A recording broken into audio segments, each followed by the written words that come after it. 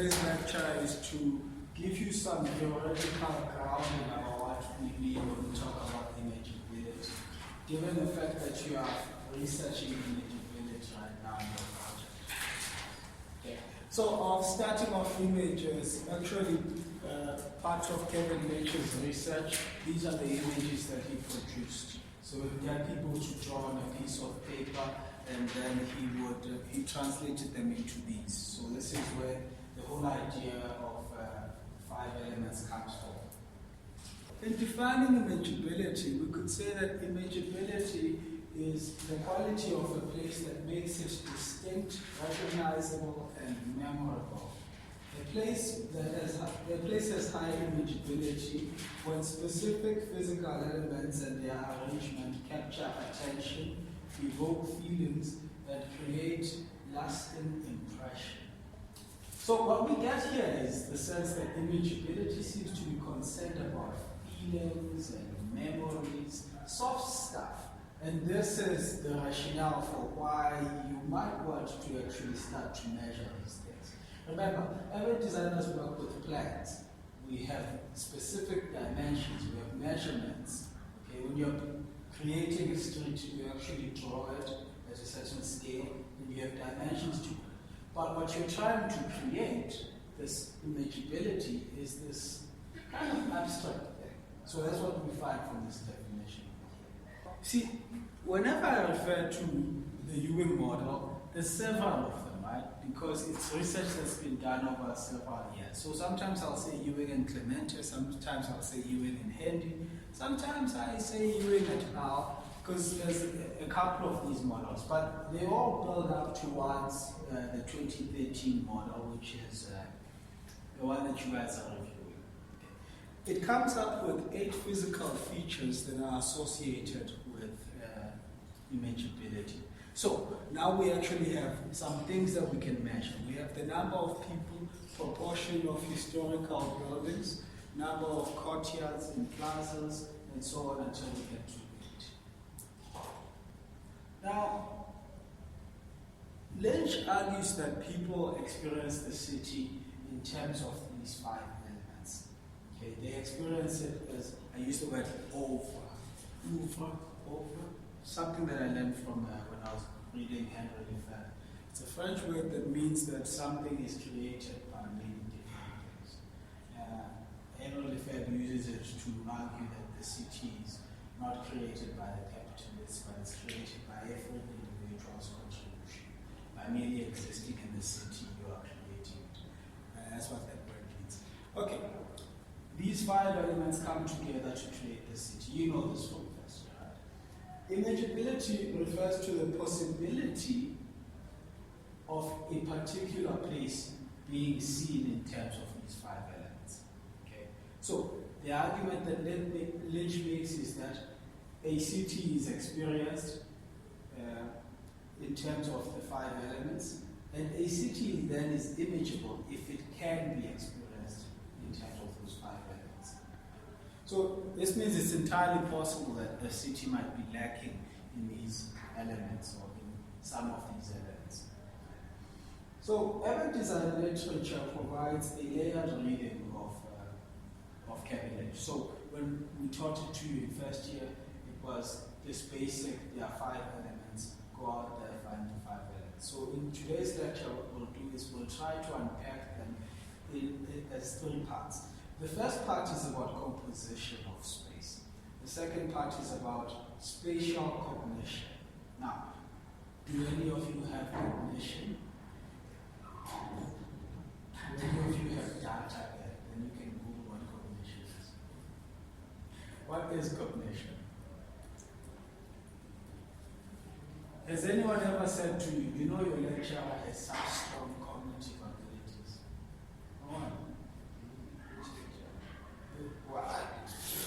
Whichever one. I mean, I don't want to put myself in this. So what do you think cognition is?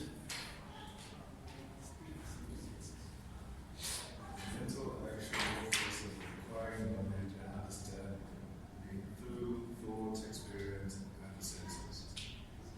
Okay. So cognition is the process that happens in your mind when you organize the data that you see in the world around you. Okay, so the world is happening around you, and you only capture certain parts of it, and then you only understand certain parts of it. Cognition is that process of taking the data, listening to my voice, seeing the slides, and then putting it together in your mind to actually form a memory. So that's cognition. Okay. It's the process of taking in the data and storing it somewhere in the mind. Then the third layer will be the attribution of meaning. So you observe the data, store it in your mind, and then the last part is interpreting it. What does it mean? So we'll look at the image of the city, or rather, we'll look at imageability in terms of these three things. So the slide that I printed out for you is of this gazebo in a square. Right? So what we see here is this layered interpretation, where we have a holistic environment. The first layer is about composition, and in that, what we find is that this is a matter of the physical space being arranged in such a way that its elements are proportional to one another. So this is a very basic part of design. Usually you see symmetry, you see proportionality, such things. That's when we're talking about. That's when we're talking about creating a holistic environment. You will recall in our first lecture when I talked to you about it wasn't figure ground theory. What was it? Linkage theory. One of the parts of linkage theory is when we talk about compositional form. So this is that very basic idea. So in that first image, we can see the different vertical lines in the actual picture. And then I traced the vertical lines to kind of see what we have. And you see we've got relatively even squares. So this is part of the proportionality. There's relatively even squares. Because the gazebo is actually rather symmetrical. You know, one half of it looks like the other one. The mid part of the gazebo is just about as high from the ground as it is low from the actual top. The second part is an environment with distinct parts. And now this has to do with cognition. Okay? This is your ability to take in the data and to actually organize it. And if it has distinct parts, if the environment has distinct parts, then it's easy to do that organizing process. So rather than forming a homogeneous whole, the different parts of the environment are distinguishable from one another. So in this image here on the side, we can kind of make out where the gazebo is, we can kind of make out where the wall is, we can make out where the trees are and where the people are. Okay, so we have the walls and the trees forming a container, the wall forms a container, and the trees form a threshold between the wall and the actual centerpiece, which is the gazebo. The last layer is a pattern language. So some things are more important to the human experience than others. The gazebo is at the center of the square, and it embodies the human experience. It spreads out close to the ground, and at the top it's decorated with some symbols. And at the top there's a dome and there's a spire that's pointing up to the sky in aspiration. This is rather meaningful, right? Because we are creatures that dwell on the ground, and the sky is something that's high above and aspirational for us. And you see in the design of the gazebo, it's the tip that actually points to the sky, and all the decorations are put at the top, and there's that aspirational. What you have to note here is all of this explanation that I'm doing when I'm actually explaining the pattern language part. This is because that's where the meaning is, right? This is where we actually interpret what's happening in this space. Now, there's a question here at the end that I want us to take note of because it's the driving question for this lecture. So, we say that at the last part there's actually meaning. That once we've developed a space and we can see a particular pattern, such as we see on the second picture. What we end up with is we have a meaning. But then the question is, do people tend to gather around this structure, this landmark, because it is a landmark? Or is this structure a landmark because people tend to gather around it? Right? Do people gather around this particular structure because of the meaning that it has, because of all these symbols, and because it has this unique shape, and because it's been put at the center, all of the little parts of the pattern that we put together to create the meaning, do they come there because of the meaning? Or does this gazebo have a particular meaning because people gather around it? So what you see here is the tension between form and function. Is the form actually informing how people conduct the function around the space? Or is the function around the space what's actually giving meaning to the form? Right. Let's look at composition in closer detail. Lynch argues that in an imageable environment, the many things, such as shape, color, sizes, and arrangement that compose an environment must evoke a vivid image. You must be able to close your eyes and recall, what does this environment look like? And recall how he conducted his experiments. He would say, please draw the town for me, draw this area for me. And in order for someone to do that, they had to have an image in their mind.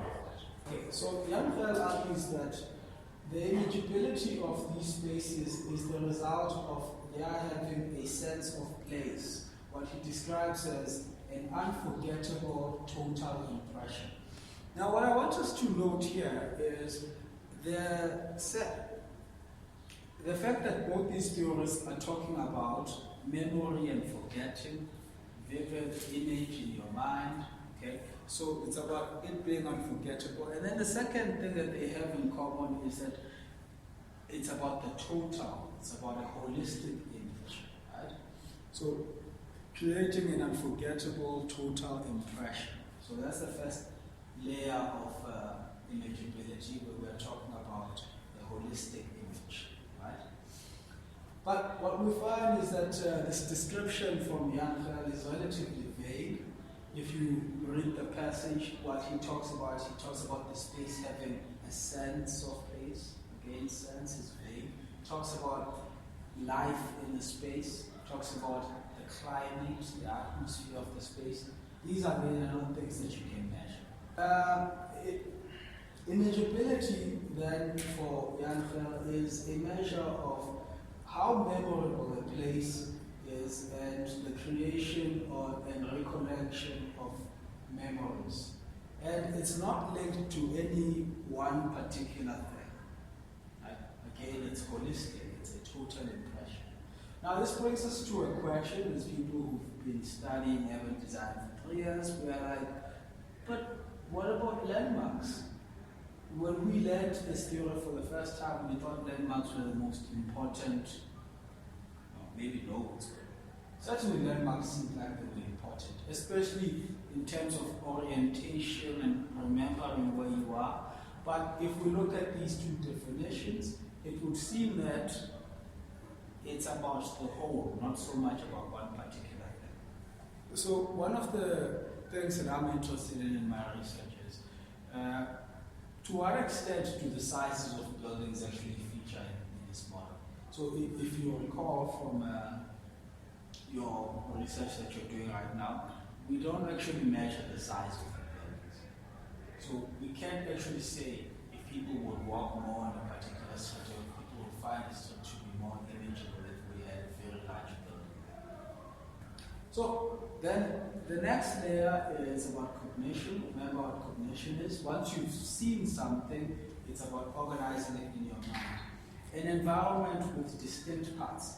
So imageability is about the human ability to organize your observations of the environment into groups of things. This is about the environment must have distinct parts. And go back to the second image over here, right, where we can make out the distinct parts of the environment. This is cognition. Lynch stresses the role of edges in forming the ends and beginnings of places and establishing what is in as distinct from what is out. And so if you look at where we actually made out, how we actually made out each one of these items, there's actually a boundary, you know. The boundary might be the physical starting point of whatever item it is that we're actually mapping out. But this here is a lump of people and this is the gazebo. So there is an edge, an ending to each one of these things. Now in this particular example, I was looking at a small thing, a small square, and I was looking at it in perspective.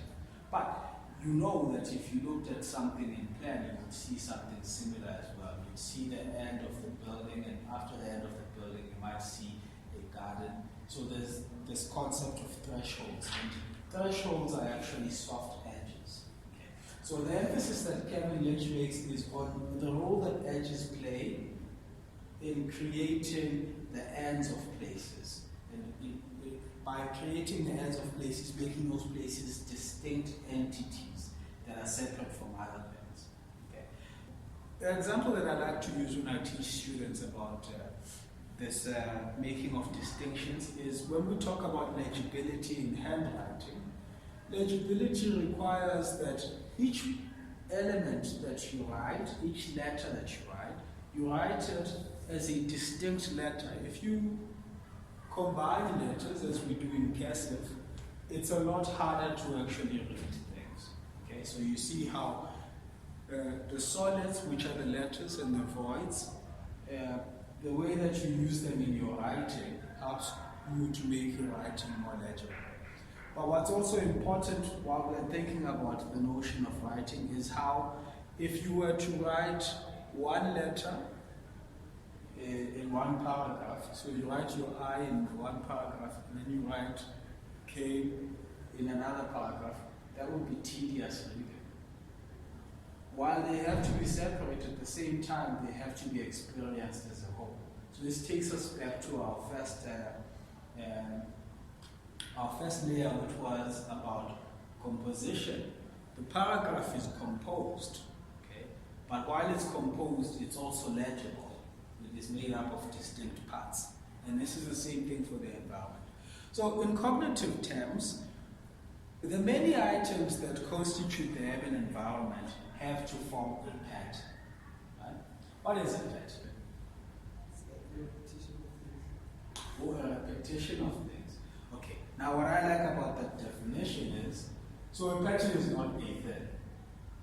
It's more than one. Yeah. A pattern has a combination of things, right? Might be a repetition, but you know, if it was what were those really ugly shirts that Iskotani used to wear? Matiemdi. Yeah, you see, there's a pattern there, but not much repetition, just matlagala. Yeah.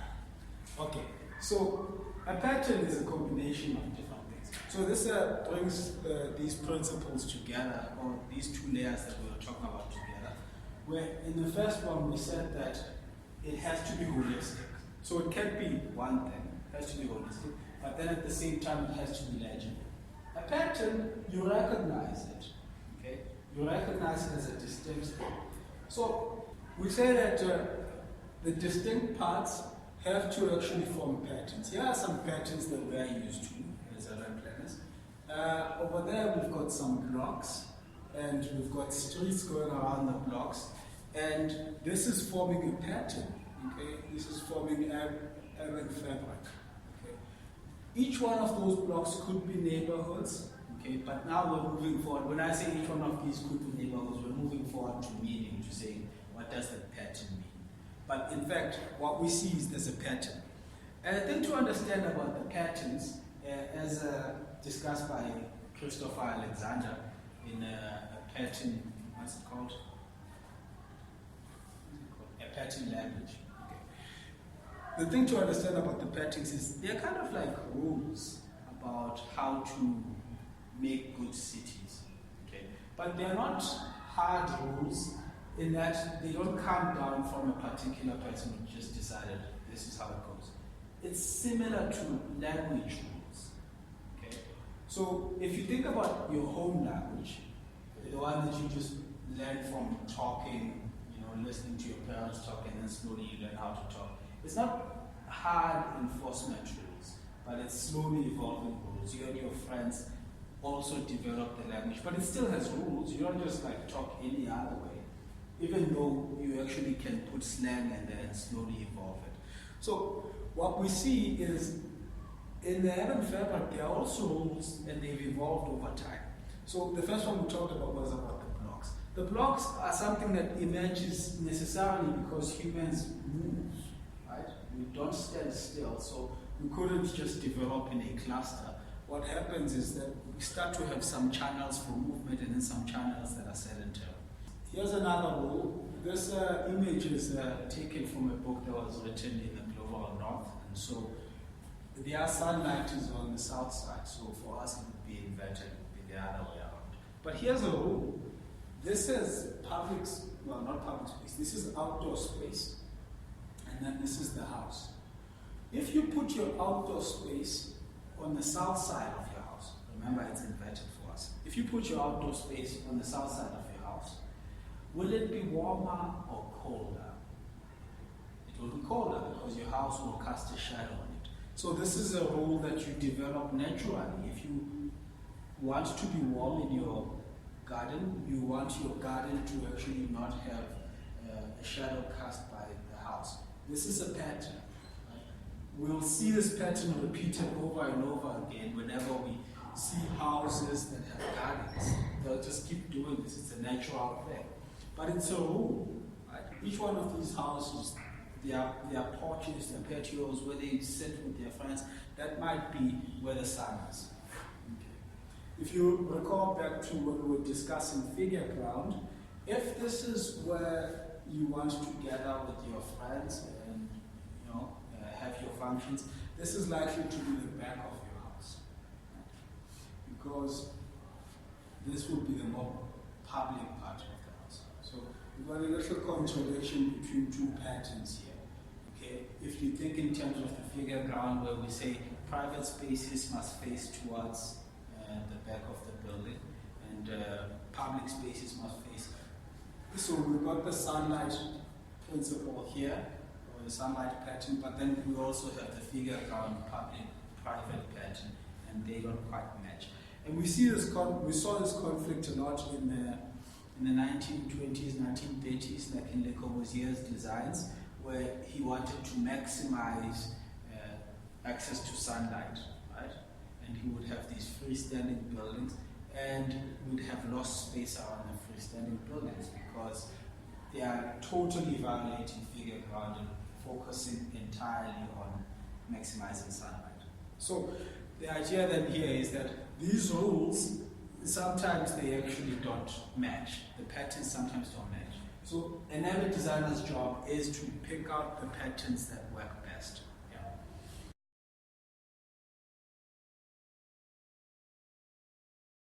Okay, patterns evolve.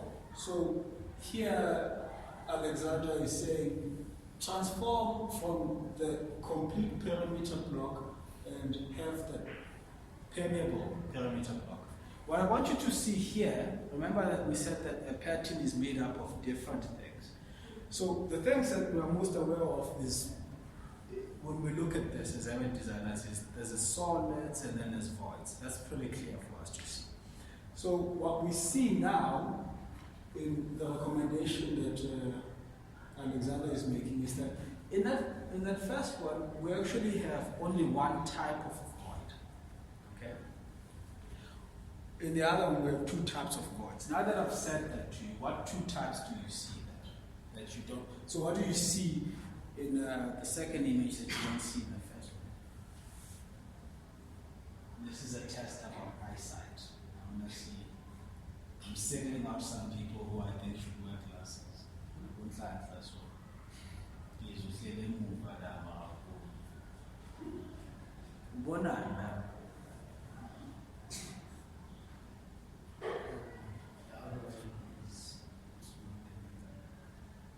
Yeah. So the other one, and what does the permeability allow? It allows movement. So what we see is that we have two different types of voids. we have a void that's sedentary, right? Like, and then we have a void that actually is a channel for movement, right? So in the first pattern, we just have two elements being drawn together. In the third pattern is more complex. We have three elements being drawn together. And so this goes back to that whole idea that we see in Bentley's responsive environments, where he says that give the user choice. Give them three different things rather than just two. So in that one, we've got the possibility for actually moving around as well. Again, this pattern might conflict with some other pattern. So a pattern that emphasizes privacy, again, you might want to. So it's a selection. Again, if it was a language, pattern language, you choose your words according to what you want to say. So that's the idea that we have going on here. All right, and I added this because the screen was empty, but these are patterns as well. I have nothing to say about that, but there's definitely something to be said. I would be happy if you guys said something. What did you say the third is? What? It is. Yeah, nice. I spent my life making these things for you. You just say they're nice. All right. So now we're moving on to our third layer, which is about meaning. Okay. So the purpose of the patterns that we create in urban environments is to communicate ideas to one another. What kind of idea could you communicate with an urban environment?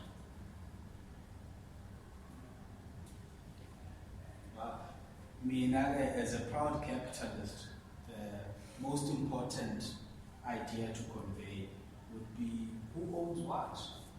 My property. This is mine. So that's one thing that you can convey with the physical environment. This one is a simple one because it goes back to in and out. Remember we talked about edges and how they form in and out. So I had another diagram, but I didn't put it here. So some basic elements of spatial cognition are in and out, up and down. Okay. What do you think you could communicate spatially with up and down?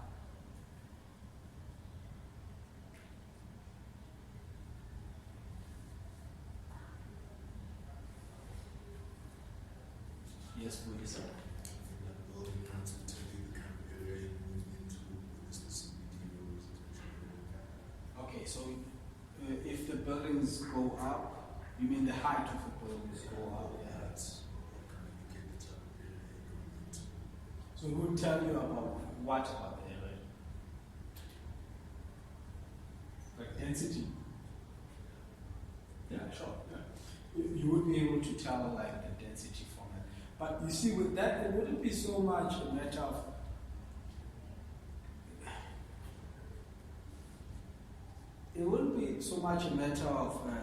symbolism there as it would be, what's this thing called? Like visual appropriateness, that you'd be able to read what the environment is, how it functions from how it looks. Okay. But it wouldn't be symbolic. Although, if you find skyscrapers popping up, it might be, a message to say that, like this is uptown. We've got money to build tall buildings. So that could be something that's being communicated with height. And as well, if you recall, when we were looking at the gazebo, we said that at the top, that's where they put the symbols. That's where you put your symbols. So you will find that skyscrapers will usually do something fancy at the top. Usually it's a spiral, but the reason why it's a spiral also has a functional element to it because there's wind passing by. But that's where we usually put our symbols at the top. While we're talking about up and down, have any of you ever been to the burbs? The suburbs? Yeah. Have you ever been to the unsuburbs? Have you ever been downtown? And then while you were downtown, have you ever had people talk about uptown? Okay, so you can see that there's some movement there, right? Okay, so what we can also denote with height and with the notion of up and down is we can denote hierarchies, right? We can denote hierarchies. Another way of denoting hierarchies, except for that class hierarchy that I just showed, what you can also denote is something like institutional hierarchy. So the example that I always use here on campus is if you have to walk to the Great Hall, right, you walk up the hill. Right? If you have to walk to like some high priest temple, like in Athens, like what's that thing called, the Parthenon? If you are walking along the Parthenon towards the Acropolis is at the top of the hill. Okay, so again, they are communicating a sense of hierarchy and what they value. All their gods are up on top. So something along those lines. All right. So the purpose of patterns, up and down, all those things, is to communicate ideas, is what Alexander would say. So imageability is an extension of the human capacity to form, learn, and read language. Okay? So we can look at it as just a natural feature of being human. Okay? Written language depends on our ability to form symbols from initially random combinations to form patterns. What I wanted to show here was one of these is my signature. The other is something that I made up.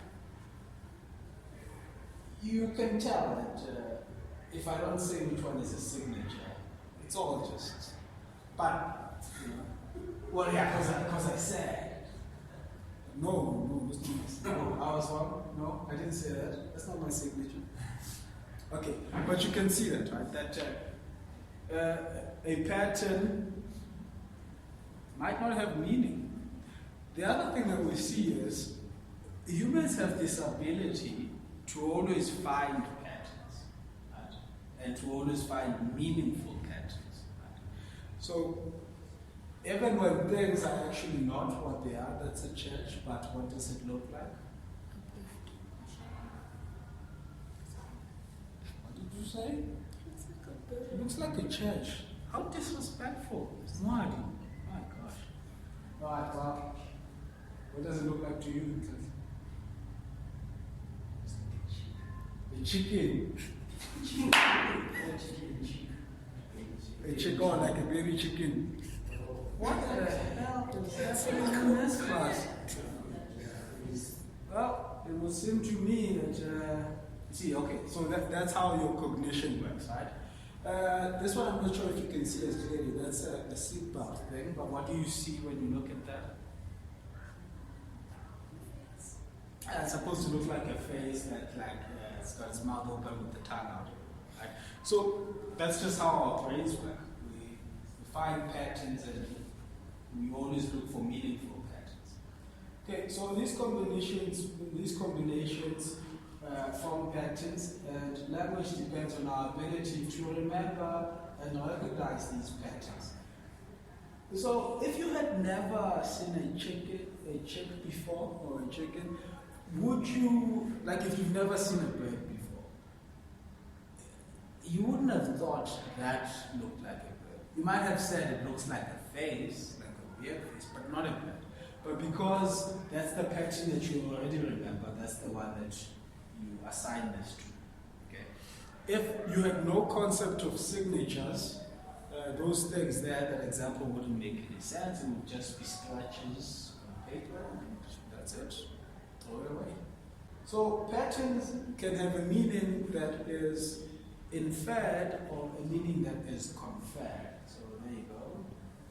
Your education's worth. I just throw some big words at you. Let's find out. What do we mean when we say that some meanings can be conferred and others can be inferred? So when you infer something, it's not given to you. When something is conferred, it's given to you. When you infer something, you make it out from whatever. It's not given to you. So a meaning could be conferred by the designer. The designer could say, this is what I want. I want to make a house that looks like a chicken. You know, a designer could say that. Or you could, with your perverted mind, infer that that's a chicken. You see that? So that would be inferred. So there's a region of the brain called the hippocampus, and that's the part of the brain that is said to be responsible for the formation and recollection of memories. Okay. And when they dissect birds that collect seeds and hide the seeds, they find that those birds tend to have a bigger hippocampal region than birds that don't have that behavior. And in humans, I don't know if they dissected these humans, but we'll continue. I just want to point at who the references are. Okay? I don't want this to be my idea. In humans, they found that taxi drivers in London had bigger hippocampal regions than normal people. Okay, who knows how they figured that out? In these birds, it's not so much memories of their children and their youth. No. In these birds, it's memories of where they stashed their seeds. So it's actually a spatial thing. It's a spatial recollection, spatial memories, something like that. And in humans, what we find is that this area is also responsible for our experience of time, our ability to experience time. And you've had, like, whenever people talk about time, they usually talk about time and space in tandem. And this might have to do with that. Humans also tend to experience time in a way that's very similar to how we experience space, in that it has a back and a front for us. Whereas that might not really be how time works. You've watched, like, in the last Avengers movie, they were going back in time, and then they made this big fuss about how there are many different lines of time. Whereas that's not how we experience time. We experience it with a clear back, and there's a front, because that's how we experience space as well. Okay, and then importantly for this lecture, the hippocampus is also responsible for our formation of language. So apparently these three things are all linked. Our ability to form language is also somewhere in our hippocampal region. Alright, so this is the last slide. So to conclude, imageability is comparable to language because it is composed of many different parts that are nonetheless experienced holistically, just like we saw with that paragraph. In order to make sense in cognitive terms, it must be possible for the observer to organize the different parts of the environment into patterns. In other words, the environment must be legible. Okay? Imageable environments have meaning insofar as the different patterns contained in that environment communicate particular ideas to the observer. Now, Christopher Alexander, the author of A Pattern Language, argues that urban designers should learn and employ a pattern language when they plan place builds. Okay, and remember, a pattern language is, oh, by the way, the book has about 1,500 pages. And got many patterns. I've forgotten how many it is. Might be something like 200 patterns. Okay, and that he figures you could use. And the idea is that you would select which ones work for this particular environment. What's the story for this environment? And you select the patterns that communicate that. The second argument is that certain patterns are universal and indeed timeless. And we talked about how the block will always emerge. There will always be streets around a place that people can't walk. And that just forms blocks. Okay? Even if you walk, even if, like, you look at an informal settlement, there's always blocks. And there's always different gradients of streets in those blocks. There are streets that only some people walk on, and then there are streets that the majority walks on, and then there are streets that are big enough to fit cars. So this always happens. It's a universal pattern. And again, if I have to remind you, another universal pattern is that there's always up and then there's always down, there's always in and then there's always out. And the last argument is that the low quality of contemporary design aesthetic is the result of a computational problem in that we now have the technology to make many different patterns, and so we no longer know which patterns to put together and why they belong together. And then the classic example is what I showed you about sunlight and trying to maximize sunlight versus public and private spaces. Okay. Right. And interestingly, he makes these arguments in 3 different books. The guy writes too much. Okay, so that's that for this lecture. I hope it was nice and short.